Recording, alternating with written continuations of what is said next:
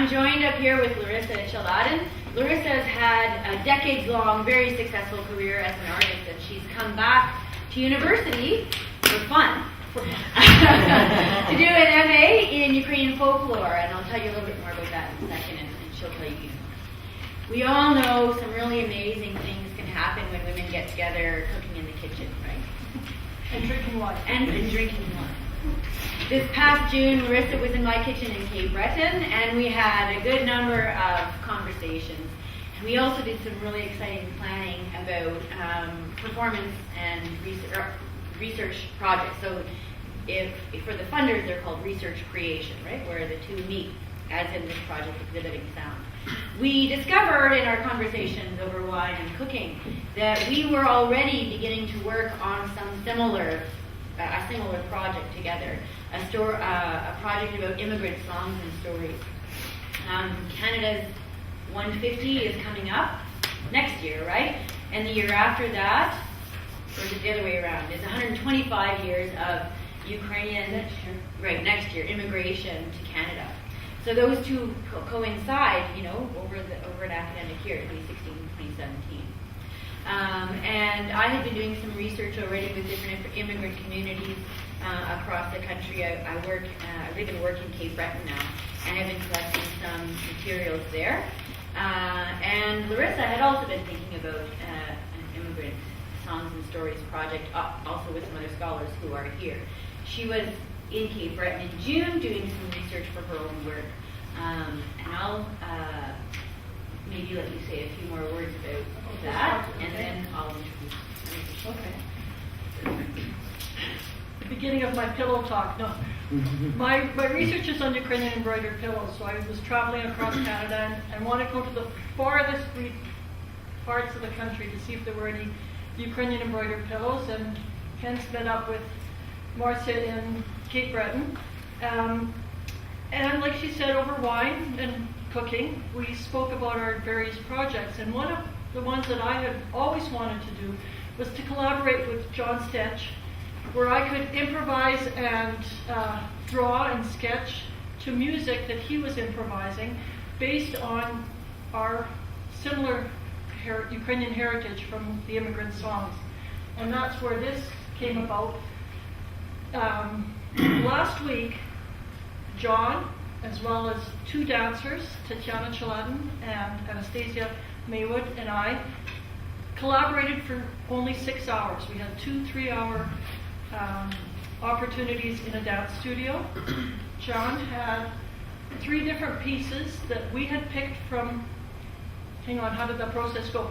First, Marcia and I went through about 400 pieces, narrowed it down to about 15, and then we narrowed it down to 3 pieces. So this evening, you're going to see the experimentation process, or what came out of that experimentation process in 6 hours.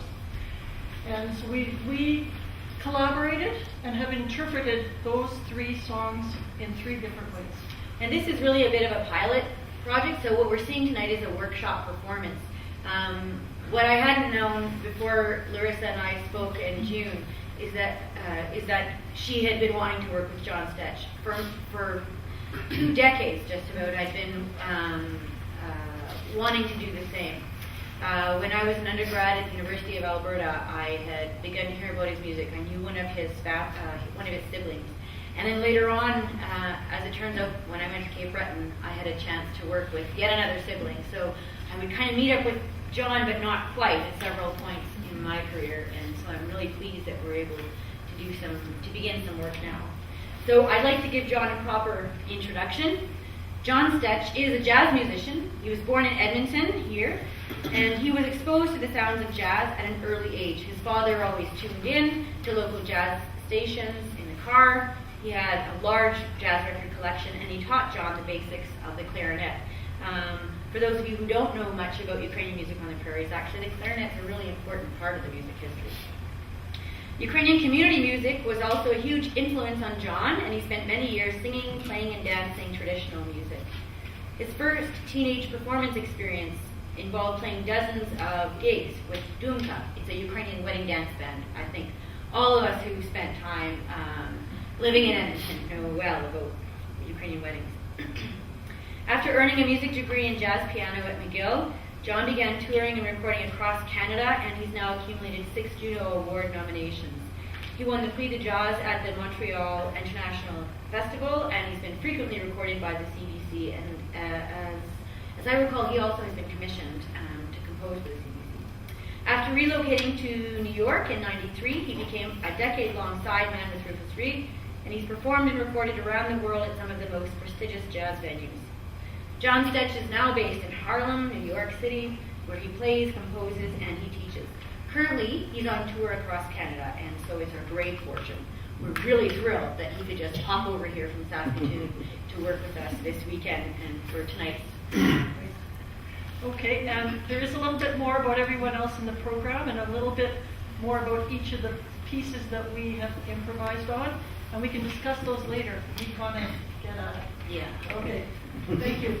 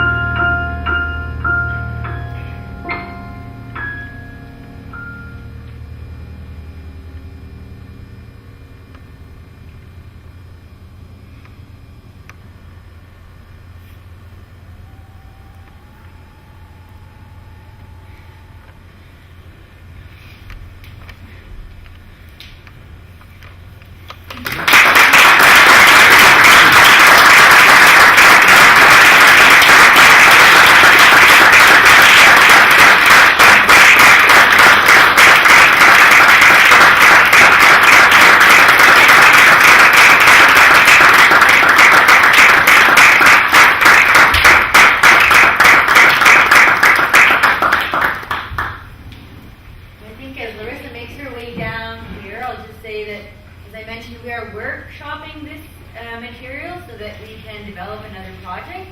So we really appreciate your feedback, any questions or comments you might have. Well, all this is being recorded, so it's going to be helping us as we develop our work together. Any questions to begin with? When we each tackled this project, I don't know if you had a chance right at the beginning to read the lyrics, the literal translation of them, but we found that for each one of us, we interpret it differently.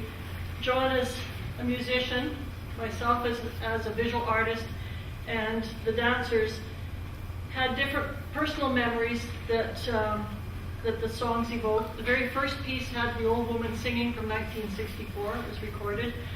And that brought back memories for me of my grandmother. And we started off our session just by talking about some of those memories and then how it inspired us. And I thought maybe we could each share with you, if there are no questions off the bat, just how it came together for us. John, did you want to talk about it? Sure. Yeah, well, it's a little different than when I play solo or just instrumentally with other musicians, because one of the first things that started happening was kind of a timeline in which to, well, we didn't work it out exactly, but roughly I knew there were going to be dancers, so I had to watch them, and that gave me ideas sometimes of like when to move things a little forward or backwards or calm down or leave more space. So definitely interactive. I mean, there were parts where I had to look down on the keyboard and not pay attention, but there were other times where I was just watching them a lot, and also your art, which affected the mood too. You guys want to catch your breath in? Well, you have that song, right? Yeah, oh yeah. I guess something cool that I can talk about is the second piece has a pretty familiar Ukrainian tune. Like, it's something that I recognized from my childhood, and the lyrics that we have are totally like they're way darker than what something that I would remember from my childhood. And so there's a contrast between this familiar tune and then also what the lyrics actually say. It was kind of cool to look at. Yeah, I guess just that, like, that just juxtaposition of kind of it is a pretty happy melody, versus, like, you have the lyrics in your book, kind of dark, macabre imagery. And that influenced the harmony, like, because obviously the lyrics get pretty dark, and then it was just natural to take the harmony and the arrangement and improvise. It's all improvised, really, so. But for myself, the visual started off as sort of a cartoonish drawing of people happy dancing, as I would think that melody would go, and then I had fun digitally having it melt away into something really, like, sort of inspired by some of Anastasia's motions of wiping the smile off your face, smearing the makeup. This isn't a really happy time, that this person who took a very happy little ditty and put these lyrics to him, but he wasn't happy when he sang that song at all, about what happened to him when he came over, probably by himself as a pioneer.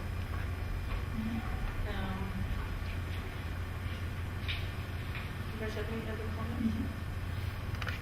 Any questions about our process?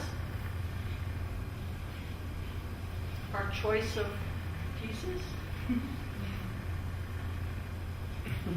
How much of the timeline was like in between dancing and music and obviously the artwork you recorded? Or was it there? Each piece was approximately 5 minutes long. The music and the dance was all improvised throughout the whole time. But we knew it would be about 5 minutes. Yeah. So I was roughly. Yeah. And we only worked for like 6 hours together, really experimenting with these ideas. And for myself, a part of what I'm trying to think about in this project is the ways in which we can, coming back to the exhibiting sound work, is about how we can be exhibiting these historical pieces and the research that I'm doing and how we can be sharing this and engaging with different publics through these kinds of performative creative works. I found it really interesting for the very last piece. It's actually a reference to Christianity and Christ, and for me, that visually, that kind of music evokes images from a church.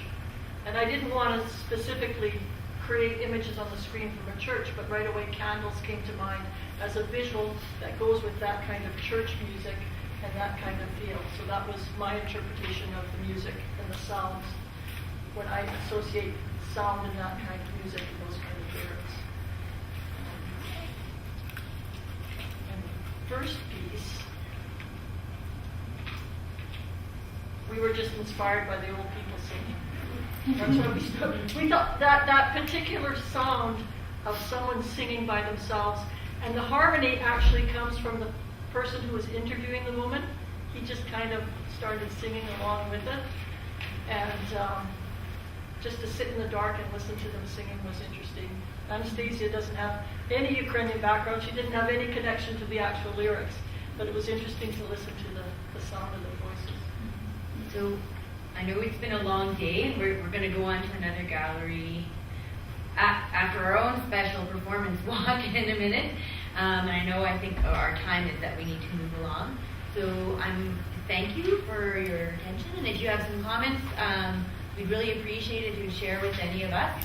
A special thanks to Dr. Andrina Hachevsky, who is responsible for the Ukrainian Folklore Archives, and Marina and her husband, who were filming tonight, and they also provided us the recording that we were using